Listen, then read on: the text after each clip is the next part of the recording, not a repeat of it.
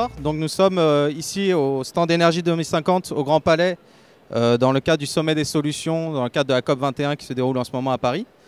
Nous avons aujourd'hui une table ronde donc, sur la thématique du bois énergie.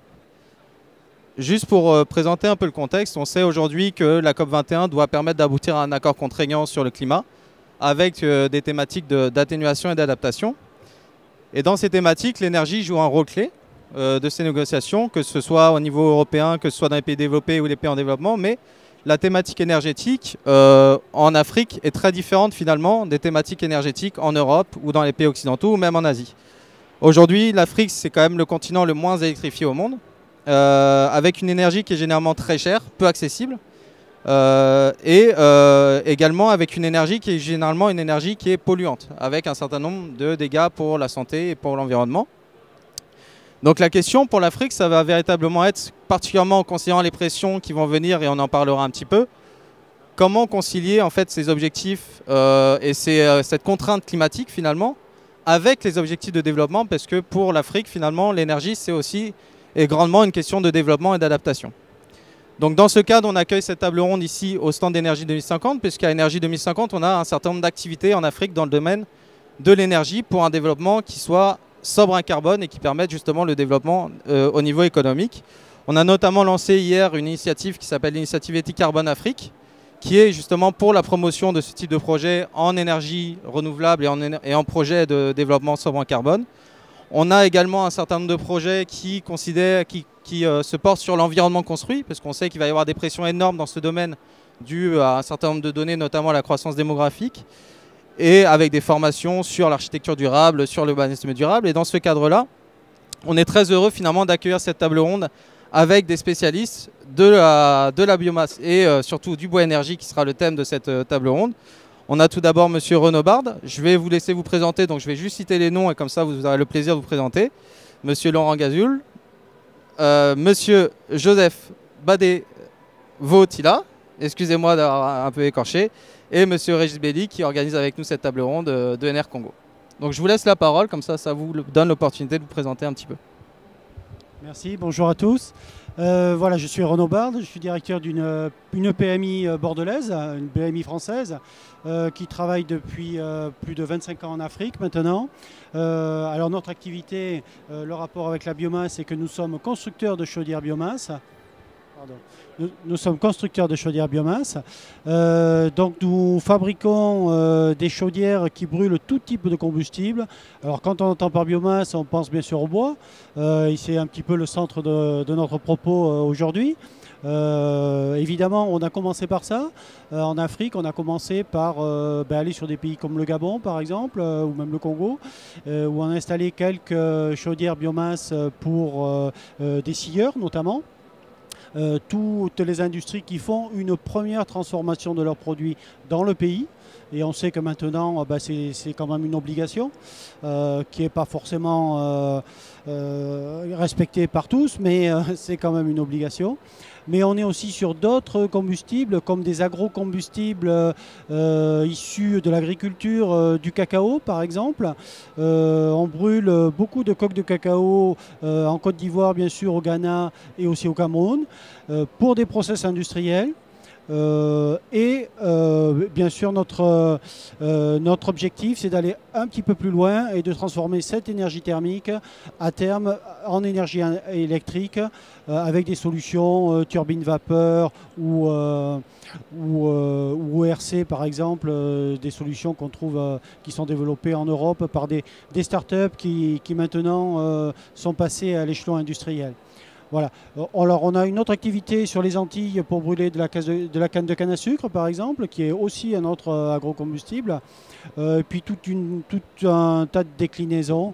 Voilà. Je vais laisser peut-être le soin aux autres de se présenter. Et puis après on reviendra peut-être sur notre activité un peu plus en détail.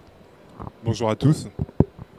Bonjour à tous, Régis Belli de l'association ENR Congo, une association qui œuvre pour la promotion du développement durable dans les pays du bassin du Congo, avec un ancrage spécifique au Congo-Brazzaville où s'organise le forum Green Business depuis plus de 5 ans maintenant. Je vais faire une introduction rapide sur la thématique du bois énergie. Alors, le bois énergie en Afrique aujourd'hui, quelle perspective pour l'avenir? Alors tout d'abord, on va resituer la thématique autour du bois énergie pour savoir de quel bois on parle. Voilà les différents usages qu'on a du bois aujourd'hui. Une répartition entre le bois d'industrie, le bois d'œuvre et le bois énergie qui est le sujet de la thématique d'aujourd'hui. Sur la slide suivante, le bois énergie en Afrique, on voit la forte demande qu'il y a en Afrique aujourd'hui pour le bois énergie. 700 millions de mètres cubes de bois.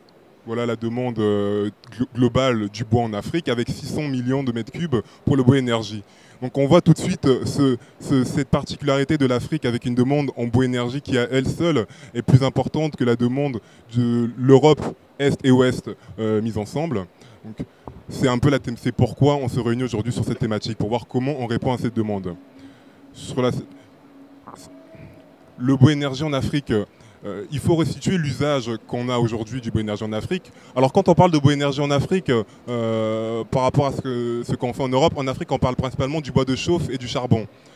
Alors comment il est utilisé aujourd'hui? Il est principalement utilisé pour la cuisson. On a 2,7 milliards d'habitants dans les pays en développement qui ont recours à un usage traditionnel du bois de feu et qui en dépendent pour la cuisson des aliments. Donc d'où l'importance de cette thématique lorsqu'on parle du bois énergie en Afrique. En Afrique subsaharienne seule, 754 millions d'individus, c'est 80% de la population de la région. C'est 50% de la population des pays en voie de développement et 38% de la population mondiale.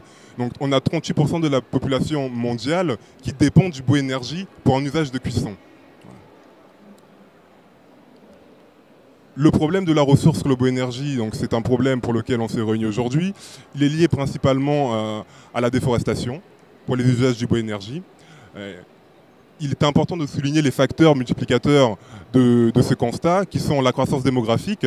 On sait que l'Afrique, à l'horizon 2050, on a un doublement de la population, ce qui pousse à une urbanisation accélérée. Et le constat qu'on peut tirer de ces chiffres, de ces prévisions, c'est qu'il va y avoir une demande accrue en bois énergie, une tension beaucoup plus forte sur la ressource. Alors qu'on a déjà du mal aujourd'hui à répondre, à protéger l'environnement, à limiter la déforestation. Donc, la question qui se pose aujourd'hui, c'est au vu de la croissance démographique du continent africain et de la demande en bois énergie que ça suppose, à la fois pour les besoins en terres arables, agricoles, cultivables, mais à la fois pour répondre, comme on l'a vu, aux besoins de cuisson et de chauffage, comment faisons-nous pour répondre à cette croissance des besoins d'énergie tout en limitant l'impact sur l'environnement? Parce que je vous rappelle qu'on est dans le cadre de la COP21 et que la forêt, et le bassin du Congo notamment, est le deuxième poumon de la planète pour capter le carbone, et donc comment on préserve ce bassin tout en répondant aux besoins de la population. Donc, je vais laisser M. Laurent Gazul du CIRAD nous parler un petit peu de ces thématiques-là, comment on fait pour allier besoins en bois énergie et offres dans le cadre d'une démarche soutenable. Alors je ne sais pas si... Désolé, c'est vrai qu'on devait présenter, mais en fait l'idée c'était aussi de faire un tour de table, peut-être se présenter. Mais je sais que tu l'as fait, donc on va continuer. Peut-être rapidement, peut-être une présentation de vos fonctions et après du projet, comme ça pour voilà. Bien, bonjour à tous. Bonjour à tous. Je suis Laurent Gazul. Je suis chercheur au CIRAD. Donc le CIRAD, c'est un centre international de recherche en agronomie pour le développement, qui travaille essentiellement sur les zones intertropicales. Et l'unité de recherche dans laquelle je suis, qui s'appelle Biens et services des écosystèmes forestiers, comme son nom l'indique, travaille essentiellement sur la production forestière dans les zones tropicales. Et la thématique bois-énergie est prépondérante, non, elle est très très importante dans cette unité de recherche. Alors le CIRAD, il travaille depuis plus de 50 ans en fait, sur cette problématique bois-énergie, et on prend le problème depuis l'amont, c'est-à-dire depuis la production jusqu'à l'aval, la consommation. C'est-à-dire qu'on essaie de travailler sur l'amélioration de l'efficacité énergétique de l'ensemble de la filière, aussi bien alors efficacité et la durabilité, je veux dire, de la filière dans son ensemble. Aussi bien côté production, parce que comme l'a rappelé Régis, il y a une pression très très forte sur la ressource, et donc il y a un problème quelque part qui peut-être pas très important encore actuellement, mais qui risque de l'être dans les années à venir sur la ressource en elle-même. Mais il y a aussi un certain nombre d'efforts à faire également tout au long de la filière sur la transformation de cette ressource en carburant. Donc, un point essentiel quand même qu'il faut également noter sur l'Afrique, c'est l'utilisation du charbon de bois, qui est devenu pratiquement la première source, on va dire, d'énergie en milieu urbain. Et comme un des phénomènes marquants, je veux dire, de l'Afrique, c'est l'urbanisation, la population va se retrouver majoritairement dans un certain nombre de villes. Et le carburant actuellement, le prépondérant, c'est le charbon dans ces villes-là. Donc il y a un travail à faire sur la conversion du bois en charbon, qui, s'il est mal maîtrisé, induit des pertes énormes à la fois en matière et en énergie. Il y a la question du transport, car un des problèmes actuellement, ce n'est pas tant le problème de la ressource que sa localisation par rapport au centre de consommation. C'est-à-dire qu'on a effectivement une concentration de la consommation dans les villes et quelque part un éloignement de la ressource par rapport à la consommation. C'est-à-dire que le bois se situe de moins en moins autour des villes pour différentes raisons. On l'a noté, d'abord l'expansion urbaine, mais également l'expansion agricole qui va avec. Les villes, elles ont besoin de se nourrir. Et donc l'agriculture se développe autour des villes et repousse la forêt, si je puis dire, ou tout du moins les ressources boisées de plus en plus loin.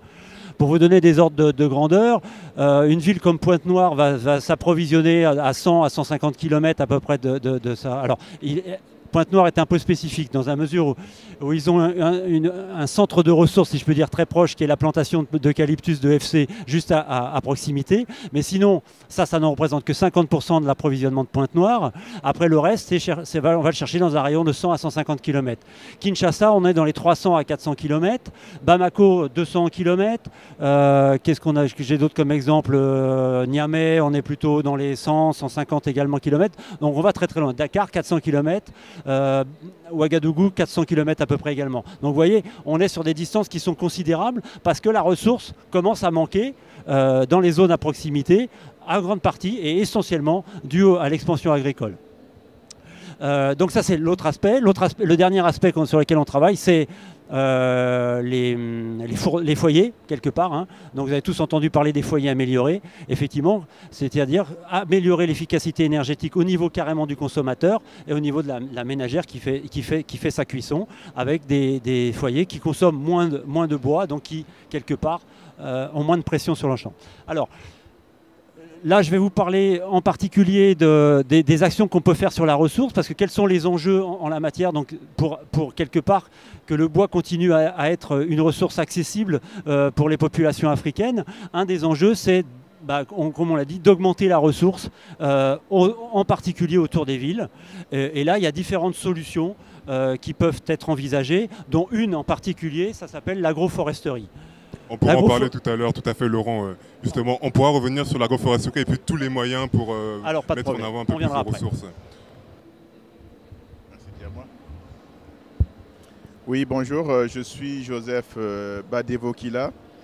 Je pense que je suis ici d'abord en ma qualité de ce qu'on appelle le Saint-Jargon tout nouveau, entité nationale désignée, au CTCN plutôt, Centre et Réseau de Technologie Climatique.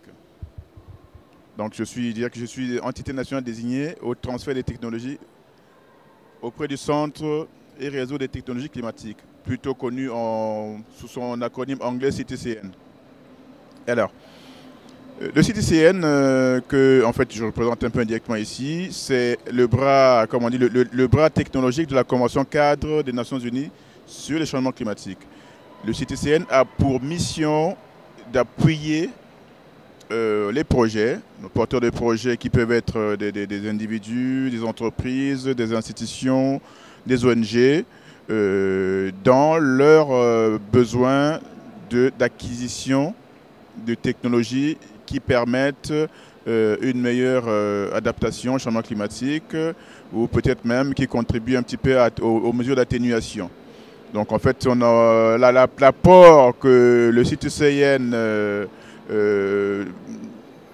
apporte, dirais-je, aux pays en développement ne se fait pas sous forme de transfert d'argent frais, mais plutôt par le biais d'une assistance technique, de la mise à disposition d'experts qui ne vont pas seulement apporter des machines, mais aussi transfert de connaissances, transfert de compétences et aussi adaptation aux technologies apportées.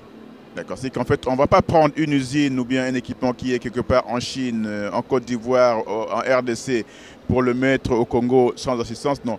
L'apport et le soutien du CTCN va d'abord permettre d'identifier le besoin, parce qu'il faudrait que le besoin auquel on répond corresponde à une priorité nationale. On ne va pas s'engager à apporter un appui à un projet pour lequel l'intérêt national n'est que mineur.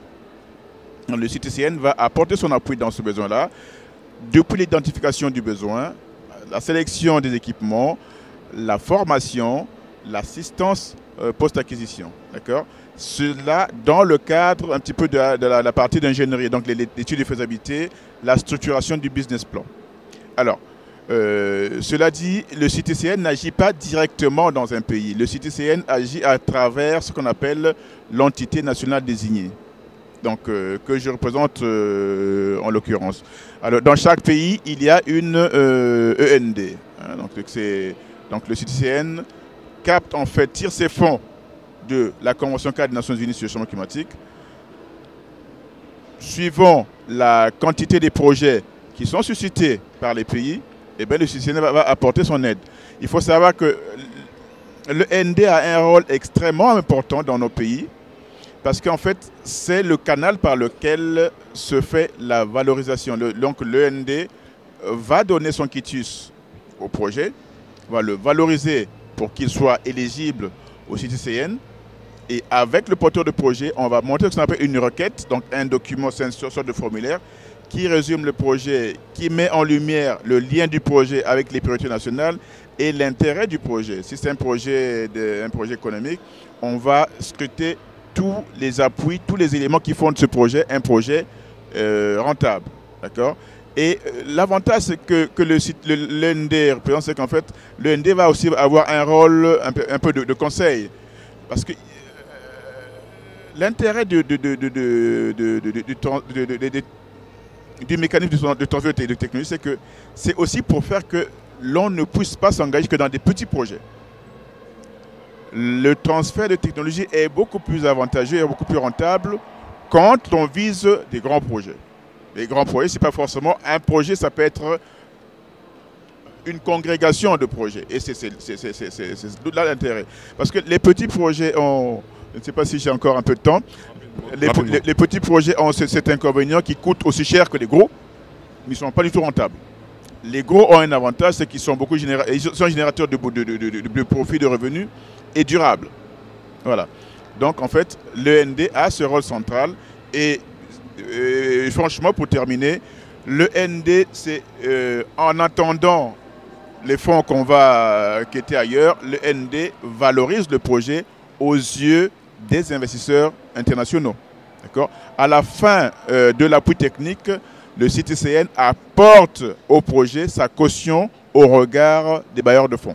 D'accord. Voilà. Donc en fait, c'est un élément, un instrument d'attraction des investisseurs dans un pays. C'est un outil clé, effectivement, une fois qu'on identifie et en même temps, excusez-moi pour terminer, quand on parle de transfert de technologie, il n'y a pas que les équipements, il y a aussi les connaissances. Donc par exemple, une ONG ou une structure, l'Assemblée nationale, par exemple, monter sur un projet de, je ne sais pas, un programme de sensibilisation des députés à tout ce qui est changement climatique, eh bien c'est un projet qui rentre dans le cadre des transferts de technologie.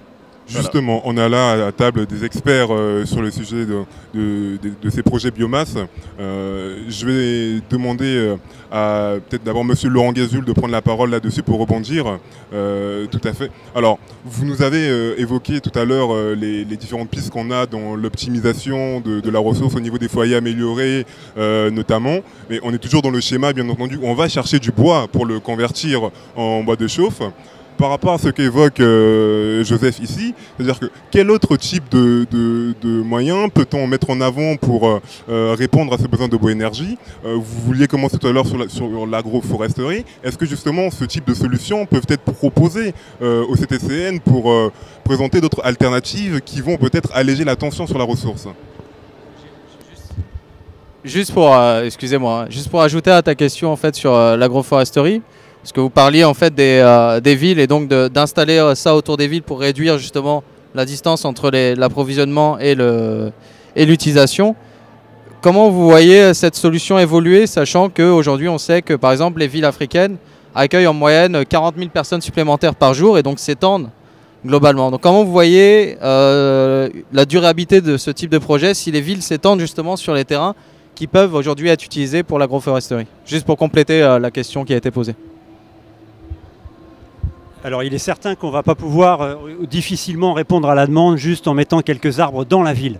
Ça c'est certain. Donc l'agroforesterie, elle se pense plutôt dans l'espace agricole périphérique de la ville.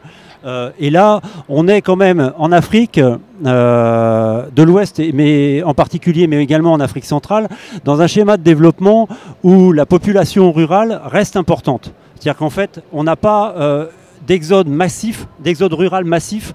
On a une population rurale qui persiste aux alentours des villes et donc quelque part une ceinture agricole très importante. Donc c'est dans cette ceinture agricole qu'effectivement l'agroforesterie, c'est-à-dire le moyen de concilier agriculture et ressources en bois, on l'appelle ça forêt ou moi je préfère appeler ça ressources boisées parce qu'il y a des fois c'est pas nécessairement de la forêt, ça peut être de l'arbre dans les champs, des parcs arborés. Là ça prend tout son sens. On peut imaginer également donc parmi les solutions pour répondre à Régis, il y a l'agroforesterie, ça c'est certain.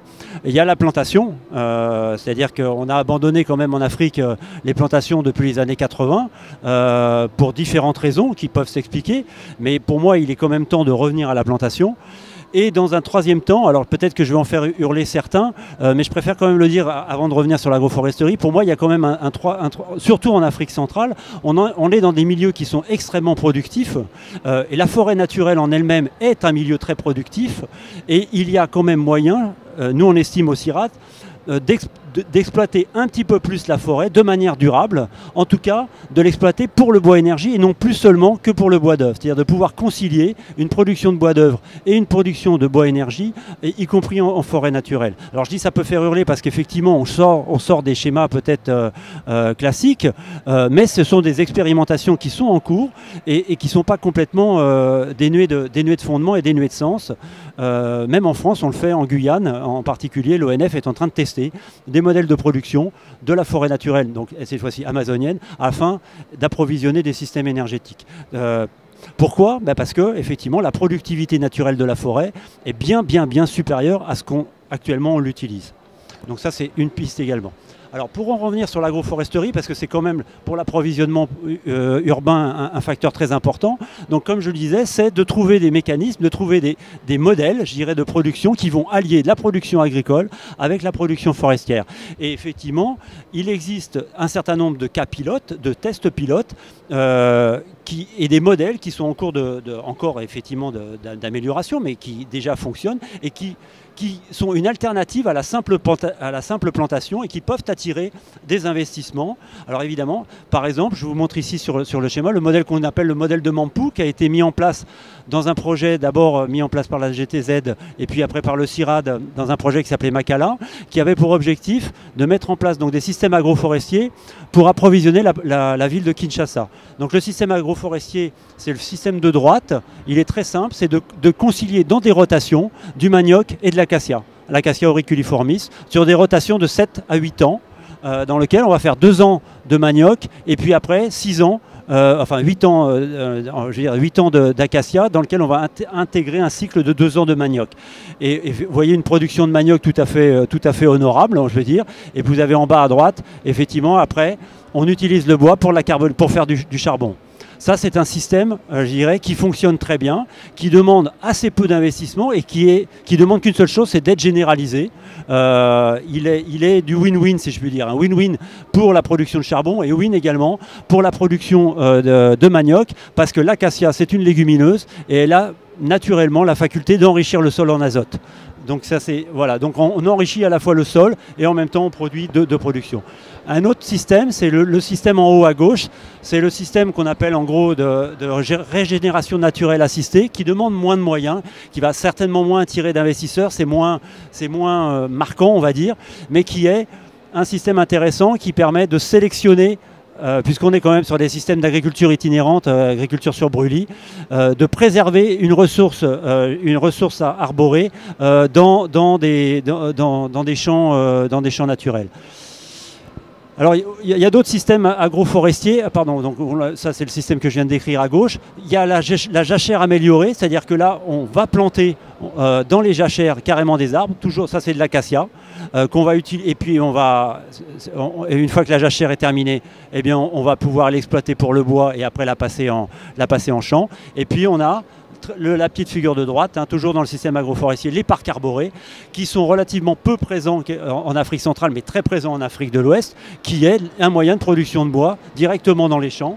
Et là encore, on a des systèmes win-win, si je puis dire, avec effectivement des productions agricoles qui tirent parti de la production arborée et qui sont des systèmes très producteurs. Actuellement, par exemple, au Niger, la ressource arborée, elle n'est plus du tout en dehors, elle n'est plus dans les brousses, elle n'est plus dans les savanes, elle n'est plus dans les forêts claires, elle est dans les champs avec des productivités ligneuses qui sont actuellement les plus importantes. Mais là encore, les parcs sont vieillissants et il y a besoin aussi d'investissements pour rajeunir ces parcs-là, pour aider les agriculteurs également à augmenter leur production agricole et leur production forestière par de rajeunissement, on va dire, de leurs ressources. On parle bien d'une gestion durable ici, Laurent, si je comprends bien. Là, je parle absolument tout le temps de gestion durable. D'accord, tout à fait. On s'inscrit bien là-dedans. Et justement, par rapport à l'orientation qu'on est en train de prendre, le bois-énergie en Afrique aujourd'hui, c'est vrai qu'on l'assimile plus au bois de chauffe, les populations qui vont couper la forêt autour des villes, la déforestation un peu plus profonde pour la production de charbon, mais il y a également notre usage, un usage un peu plus industriel.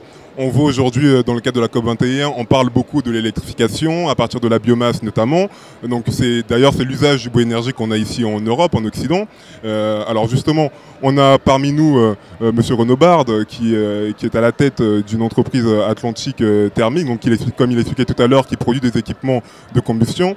Comment est-ce que vous voyez les choses au niveau justement de la ressource bois, énergie, au niveau de la ressource qui pourrait alimenter un usage, je dirais, plus industriel de la réponse aux besoins énergétiques des populations, que ce soit à travers l'électrification, que ce soit à travers le chauffage. Comment est-ce que vous voyez les choses? Oui, alors nous on intervient, nous on est en bout de la chaîne, une fois que tout a été décidé au niveau de la gestion de la forêt, une fois que tout a été coupé, ce qu'on essaie de faire nous aussi, c'est d'apporter des améliorations au niveau du rendement, de l'efficience globale du système, et d'essayer d'apporter le plus d'énergie thermique possible pour les systèmes industriels. Et c'est vrai que l'enjeu de demain, ça va être aussi de transformer cette énergie thermique qui souvent est utile pour les process de séchage ou pour les process de grandes usines agroalimentaires, en énergie électrique. Alors ça, nous c'est des choses qu'on voit de plus en plus depuis une dizaine d'années, des demandes de la part des industriels d'être autonomes en électricité, parce qu'ils sont souvent situés au cœur même de la forêt, par exemple, si ce sont des scieurs. Ils ont des factures de fuel, quelquefois, qui sont phénoménales. On arrive sur une Syrie à des factures de fuel d'1 million d'euros par an. C'est des choses incroyables, avec des projets qui pourraient être en fourniture thermique et électricité qui sont de l'ordre de 4 millions d'euros. Alors c'est quand même c'est amortissable assez vite, je pense, mais on se heurte toujours à un problème de ces investissements sont quand même globalement assez lourds et ne sont pas aidés comme ils peuvent l'être par exemple en Europe quand on construit une chaufferie biomasse pour faire du chauffage collectif. Il y a quand même des systèmes d'aide, d'encouragement qui peuvent aider un décideur à prendre le choix de la biomasse par rapport au gaz ou par rapport à une énergie fossile.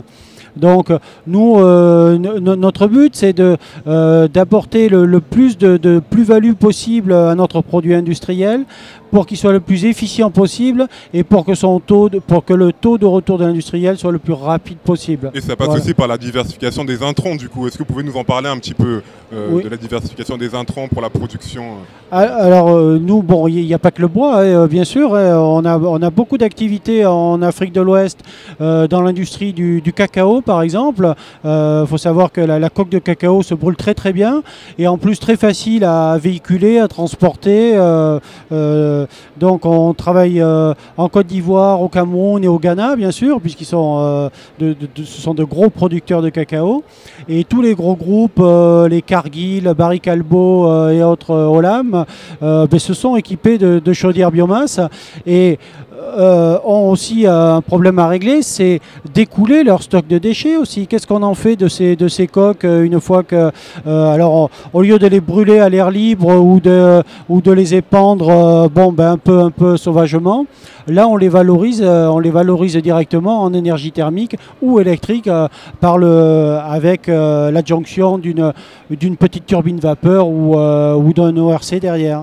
Voilà. Donc ça, ce sont des solutions tout à fait viables à moyen terme. Ça c'était une présentation plus de la société, donc on l'a déjà fait. Oui, je crois que on va s'en tenir peut-être. Mais je pense que vous avez bien répondu à la question. Voilà. Je pense, justement. Alors, je vais poser une dernière question avant d'ouvrir la parole au public. Joseph, on a vu qu'on avait des pistes pour essayer de gérer de façon durable un petit peu cet approvisionnement en bois énergie. On a vu qu'on avait des solutions technologiques justement pour valoriser, que ce soit le bois ou valoriser d'autres intrants qui pourraient nous permettre d'alléger un peu la tension sur le bois. Et du coup, on s'aperçoit que c'est des choses qui se gèrent à la maille des collectivités, des populations. Comment l'État peut accompagner cette démarche pour mettre en lien un petit peu les porteurs de projets, les entreprises qui ont ces technologies-là, avec le concilier avec des plans de gestion durable de la forêt qui puissent impliquer un petit peu les populations, les sensibiliser et permettre justement de répondre à ces besoins-là de manière durable et en respectant l'environnement. Alors, je ne suis pas aussi technique que mon cher collègue du CIRAD, collègue de plateau. Hein. Cependant, alors, je vais vous dire une chose. La problématique de la forestation et la reforestation au Congo n'a qu'une seule solution. C'est la production de charbon de bois. Vous allez dire que c'est paradoxal. Mais produire le charbon de bois de façon efficiente, de façon réfléchie, en utilisant des technologies modernes, propres et non polluantes qui donnent un rendement efficace, va apporter quelque chose de spécifique. On va avoir du charbon de bois disponible quasiment pour tout le monde à un bon prix. 2, on va intégrer les paysans, dirais-je, dans le circuit de production. En les intégrant dans le circuit de production, ça va avoir 2 avantages. C'est que on va donner au bois un coefficient rentabilité. Dit que tout à l'heure, on a vu ce mix acacia-manioc.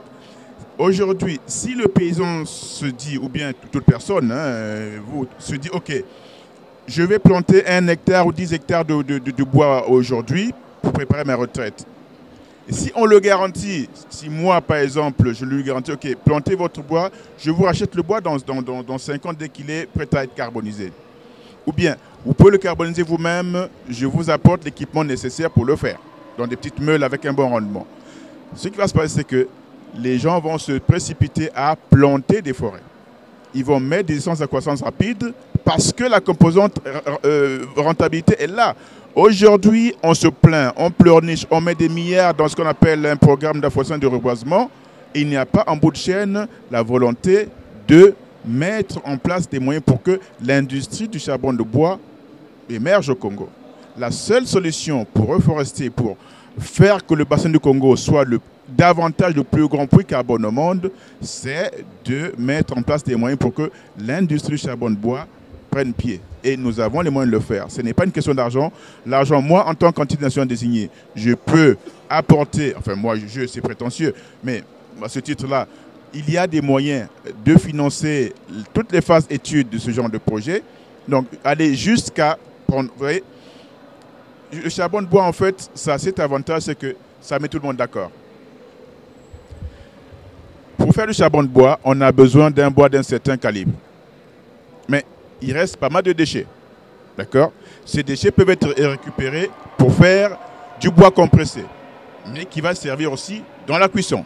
Donc on prend depuis la petite braisette et feuilles, on peut le travailler, on peut faire du bois compressé, on a des petits cigares. Le charbon de bois, quand il est fait avec des technologies maîtrisées, on peut avoir collecté les fumées, il y a des électriques qui existent, on incinère les fumées et en bout de chaîne, on a près de 1000 degrés. Et c'est là où mon deuxième collègue sera content, puisqu'on lui apporte déjà une énergie qui peut transformer pour alimenter des villages alentours. Donc vous voyez, il y a des villes au Congo, on se dit, ok, Nkayi, Dolezi, c'est des villes qui sont différentes. Non, ce sont des villes qui sont en train de connaître la famine. Parce que cuisiner en Nkayi est un problème. Le bois vient de loin. Donc voilà, si on y revient après, donc je vous repasse le micro. Voilà, donc voilà, je suis très disert là-dedans parce que c'est un secteur que je connais très bien. On ne pourra pas trop développer sur les différents usages, mais le sujet c'est aussi de voir, parce qu'on a déjà parlé de comment on peut valoriser effectivement le charbon de bois à travers l'efficacité, mais c'est de voir c'est comment le concilier avec des politiques de gestion durable de la forêt et l'intégration des populations dans cette espèce de mix, parce que c'est eux qui le vivent, c'est elles qui aujourd'hui vont couper le bois. Donc il faut trouver comment les sensibiliser et les intégrer, parce qu'aujourd'hui je pense que le monde se tourne vers des croissances inclusives, qui prennent en compte le rôle des populations et qui... mais je crois que justement que Guillaume a un petit commentaire oui, là-dessus. avant s'il y a des questions, avant qu'on passe au public, j'aimerais bien juste revenir un peu sur toutes les présentations qui ont été faites et peut-être apporter un peu la vision d'énergie 2050 sur cette thématique. Déjà, en tant que SA Énergie 2050, on le constate, c'est que les solutions technologiques, les solutions techniques, les solutions, y compris politiques, elles existent. Et ça, c'est rassurant, ça nous sort un peu de la fatalité dans laquelle on semble se trouver, notamment dans le cadre des négociations et dans le cadre de ce qui se passe au niveau quand on aborde les thématiques de changement climatique, d'énergie, etc. Et dans ce cadre-là, on est très heureux de vous accueillir ici à cet atelier, à cette table ronde. La deuxième chose, par contre, c'est, et ça correspond aussi à notre vision, c'est que j'entends peu parler, en fait, j'entends beaucoup la solution technologique au niveau de l'utilisateur et de la consommation, mais finalement, je n'ai pas entendu parler de réduction, compression de la demande avant tout. En fait, nous, notre méthode, et on parlait beaucoup des villes, donc je vais revenir sur les villes. Les villes, effectivement, les villes africaines, elles vont grandir. On a dans certaines villes le parc de bâtiments qui va être multiplié par 5 d'ici 2050.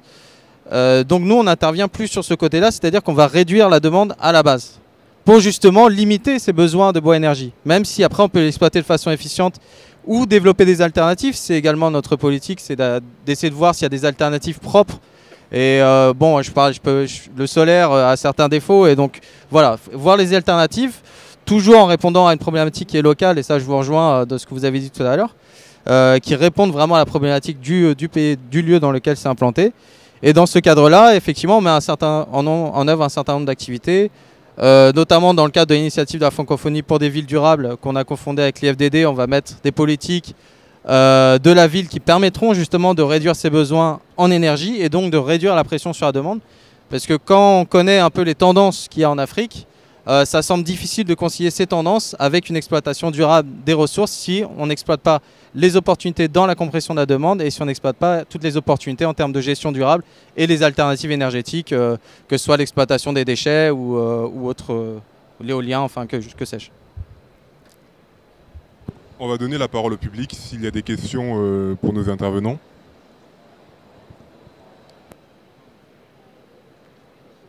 Alors c'est un format un peu spécifique, donc on va laisser notre caméraman s'adapter pour prendre la question. On n'a jamais eu ça encore, hein, je crois, dans les tables rondes. Des questions du public, donc c'est bien. Bien. Merci aux intervenants. Donc je m'appelle Jean Bakouma, je travaille au WWF comme responsable du programme Forêt en Afrique centrale. Je n'ai pas compris le début de la présentation, mais ce n'est pas une question que je veux poser. C'est plus essayer de venir dans votre direction en essayant de vous livrer un peu la vision que nous avons au WWF sur la forêt africaine. D'abord, dès qu'on parle de ces forêts, aujourd'hui, c'est les forêts les plus menacées. Aujourd'hui, elles sont sous pression justement de l'approvisionnement en bois de feu pour les villes, Donc l'approvisionnement en bois de feu et l'agriculture itinérante sont aujourd'hui les causes majeures de la déforestation en Afrique centrale. Et les menaces qui arrivent aujourd'hui, ce sont les investissements dans l'agro-industrie, des Asiatiques qui sont déjà présents, et éventuellement aussi les investissements dans l'extraction minière. Cela répond d'ailleurs à la politique, à les nouvelles stratégies de diversification économique et l'attrait des investissements directs étrangers. Donc je ne comprends pas très bien comment est-ce que dans un sujet sur l'énergie, et je vous rejoins dans ce cas, on ne peut pas déjà s'intéresser à réduire l'approvisionnement en bois d'énergie, surtout dans ce contexte climatique dont on sait que le bois ou la forêt est un puits de carbone et lorsqu'on coupe, on brûle, on contribue au réchauffement. Alors, je ne vois pas très bien en fait la cohérence à ce niveau-là si on ne va pas d'abord vers une réduction du charbon ou de bois d'approvisionnement et pour un accroissement des énergies propres. Je ne comprends pas très bien là. Je peux vous répondre peut-être? Oui, alors il faut distinguer, ça passe? Il faut distinguer deux éléments, l'incinération et la carbonisation. Quand on brûle le bois, quand on incinère, on a de la cendre. Quand on carbonise, on extrait des gaz et de l'eau, il reste le carbone, donc ce qui est noir. La carbonisation est une valorisation, l'incinération est une destruction, qu'on soit bien d'accord. Okay. Donc quand on carbonise, on donne au bois une valeur commerciale extrêmement intéressante. Mettre en place une bonne industrie du bois utilisant une méthode de production qui garantit un rendement de plus de 30% permet de contribuer à l'industrialisation du secteur et aussi à l'augmentation de la couverture forestière. C'est-à-dire que quand les gens se rendent compte que le bois est rentable, ils vont se mettre à planter. Et vous allez voir que les populations vont se mettre à planter des bois autour des villes parce qu'ils vont avoir besoin de transporter moins loin leur charbon de bois. Donc, ce n'est pas de la perte. Quand on carbonise en utilisant des méthodes efficientes, il y a zéro pollution. Zéro pollution, j'exagère. Les méthodes que moi je connais, par exemple, permettent une production de charbon de bois avec 98,99% de non-rejet. Dès qu'on rejette une extrême infime particule de gaz dans la nature, puisque toute la fumée en fait est brûlée. Et la fumée est brûlée, tous les métaux lourds, tous les gaz dangereux, le méthane et consorts sont incinérés. Il n'y a que de la chaleur qu'on peut valoriser pour alimenter un grand village. Donc en fait, produire charbon de bois ne contribue en rien, mais vraiment en rien. Et là, je mets au défi quiconque ne contribue en rien à la destruction de la forêt. Au contraire, ça va inciter à ce que chacun gagne de l'argent. Ça fait gagner de l'argent. Merci. Alors, juste un fois, Régis, avant que tu conclues, parce qu'en fait, le salon ferme, donc on va devoir conclure. Je vous invite à continuer cette conversation après, quand même, parce que c'est intéressant. Malheureusement, on ne peut pas refaire le monde en une heure. Peut-être un mot de conclusion de Régis et puis peut-être pour répondre quand même à cette question parce qu'elle est très importante, je peux livrer moi ma vision par rapport à l'approche qu'on a de la problématique. Vous avez évoqué, peut-être que vous avez un peu manqué le début, en tout cas l'approche qu'on a voulu avoir de la table ronde, c'est d'une part d'étudier les solutions qui permettent une optimisation du processus actuel d'exploitation du bois de forêt. Donc c'est ce que Laurent a pu expliquer à travers les foyers améliorés. On a également vu quelles étaient les autres solutions, sans rester dans le schéma existant aujourd'hui, mais quelles autres solutions permettent de valoriser le bois avec peut-être une incidence un peu moins négative sur la forêt. Et on a voulu mettre en avant également du coup, la valorisation d'autres produits que le bois, pour alléger la tension qu'on a aujourd'hui sur la ressource bois-énergie. C'est ce qu'on a évoqué avec les déchets agricoles ou d'autres types de déchets qui peuvent être utilisés dans le cadre d'installations industrielles. Après, il est vrai que des villes durables supposent également d'autres alternatives de réponse à l'énergie, mais je pense qu'avec des intervenants ici experts au niveau de la biomasse, ce n'est pas nous qui allons apporter cette solution de quelle alternative énergétique on peut mettre en place dans les villes. On est là pour présenter avant tout dans la valorisation du bois, qu'est-ce qu'on peut faire pour avoir besoin du moins d'intrants possible. Mais je vous rejoins qu'effectivement la première démarche à faire, c'est de travailler sur les besoins des populations. D'accord. Merci Régis en tout cas. On va devoir clôturer cette table, mais en tout cas merci à vous d'être venus et on peut continuer cette conversation en dehors de la caméra.